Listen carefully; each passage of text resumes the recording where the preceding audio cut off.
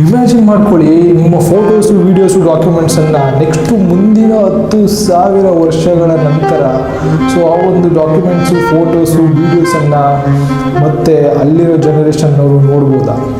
ಹೌದು. ಸೊ ಇವಾಗ ಮೈಕ್ರೋಸಾಫ್ಟ್ನವರು ಒಂದು ಶಾಕಿಂಗ್ ಟೆಕ್ನಾಲಜಿಯನ್ನು ಡೆವಲಪ್ ಮಾಡಿದ್ದಾರೆ.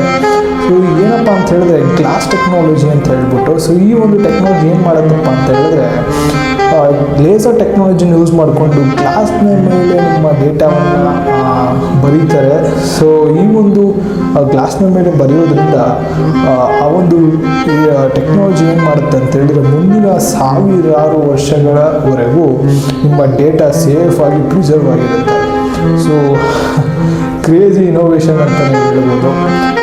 ಸೊ ಇದು ಇವತ್ತಿನ ಟೆಕ್ನಾಲಜಿ.